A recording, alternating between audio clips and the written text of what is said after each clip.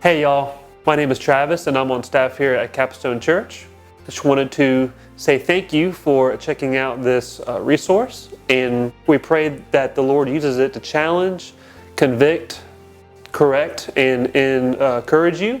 If you want to check out Capstone Church or have any questions, you can find out more about us on our website, capstonechurch.net. Thank you and enjoy. Hey there, my name is Julie Bagwell. I'm here to share about the Advent season, what it means for our family and how we prepare. I'm here to set the bar low for you. As I think about being married and having kids and raising them, never did their traditional things of Advent, of like having a candle on our dining room table and having devotions by fireside. We just weren't that family. And I think at times I felt guilty that maybe we weren't doing things quote unquote right. But to me, the spirit of Advent, there's the letter of the law and the spirit of the law. And I'm definitely a spirit of the law type person. So for me, Advent just has to do with that preparation of getting ready for the coming of Christmas. And so it wasn't so much about having the certain decor or written perfect things to say, but about building anticipation and trying to remind my family what this season is about. I was thinking about what scripture to use, and I felt like the Lord took me to Deuteronomy 11, which was not what I would have thought. But Deuteronomy 11 picks up with, fix these words of mine in your heart and minds, tie them as symbols on your hands and bind them on your foreheads. Teach them to your children, talking about them when you sit at home and when you walk along the road, when you lie down and when you get up. Write them on the door frames of your houses and on your gates, so that your days and the days of your children may be many in the land that the Lord has sworn to give your forefathers, as many as the days that the heavens are above the earth.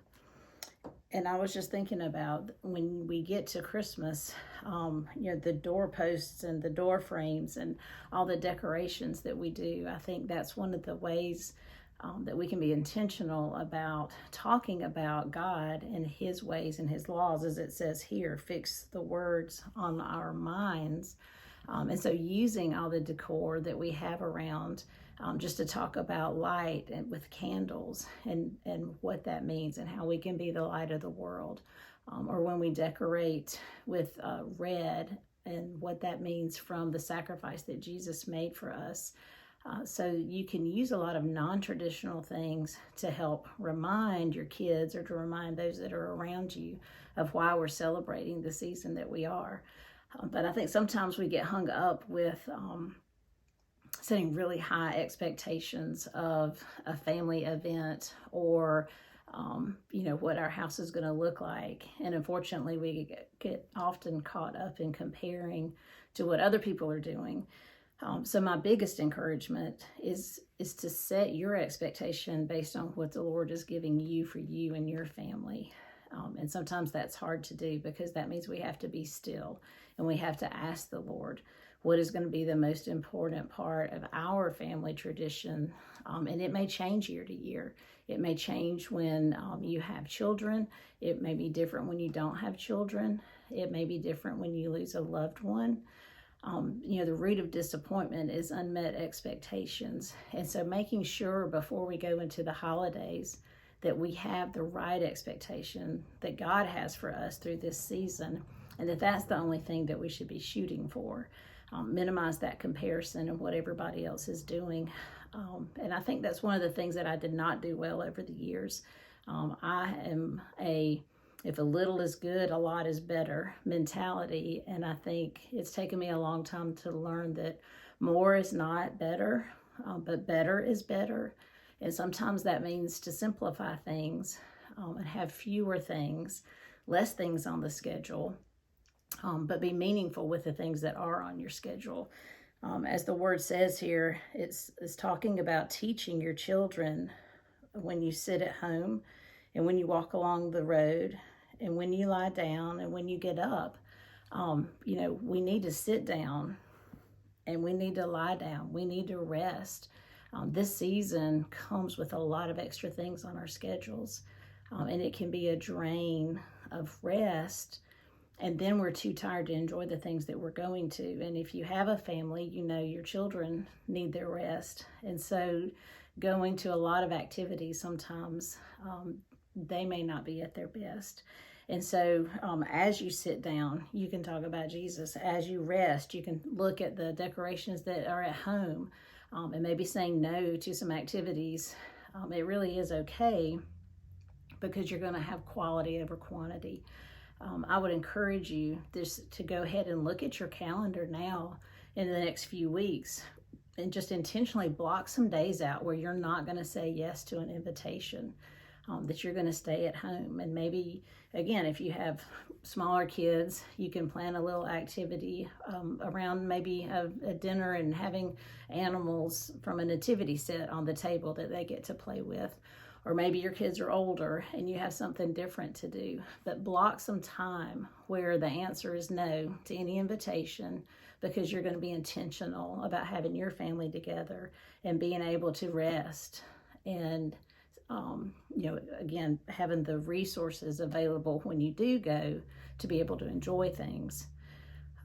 One of the focuses of what I'm supposed to be talking about, it has to do with family. And that's a hard thing sometimes. Family can be wonderful and family can be difficult. And sometimes you see people over the holidays that you don't normally see. And just being mindful of the fact that all of these people, whether you see them on a regular basis or if it's occasional, they're God's creation. God created them with a purpose. God has intention for them. And sometimes we just need to ask God, like, hey, can you give me your glasses, your view of this person? And maybe that'll give us a little more patience if it's somebody that tends to get on our nerves or we don't understand why they act a certain way. God loves them, and He has given us an opportunity to spend time with them through the holidays. And so again, sometimes we think, I've got to muster up some patience when so-and-so comes to visit. It's not on you to muster it up. You're not in it alone. So asking God and His Spirit to be able to just guide you in conversation, or knowing when to walk out of the room and not engage in conversation. It's just so freeing to know that you don't have to figure it all out, or you don't have to find patience on a busy day. But God is an endless well of all the things that we need. So being able to go to Him and ask for those helps. Family, sometimes we include people that aren't blood, and that's a good thing. Yeah, we have a friend that we consider family that lives in our area, that didn't have anywhere to celebrate Christmas for years, and so we always invited her to come and be a part of our family, and it became a tradition. And she's got a place to be. It gives us somebody to reach out to and have fun with. And it's, for like 20 years now, she comes and has Christmas with us. So again, lowering that expectation of family. Family can be the people that you want to have around you, people that you don't think may have an invitation to go somewhere else. You can pull up an extra chair or a paper plate. It doesn't have to be fancy. But to think about the people around you who Jesus would have noticed, someone that He would have seen. And if you extend the invitation and they're busy or they have something to do, it's not a pity ask, it's a genuine ask. But that's the kind of thing I think that Jesus would have done when the hustle and bustle started of the Christmas season as we experience it today. He would have been intentional about where He spent His time. I don't think He would have as busy a calendar as we tend to have. And I think He wouldn't have been too concerned about the wreath on the door or the ornaments being in perfect alignment on the Christmas tree.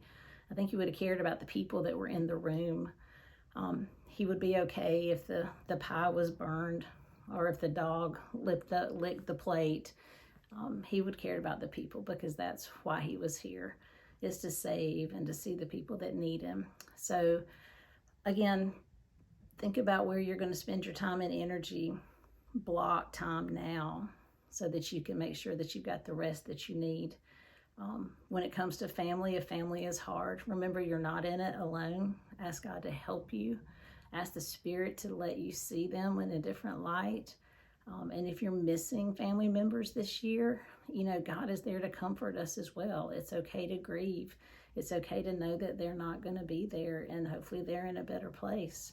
So you're not in it alone. Take the time to look forward. Come up with some family traditions.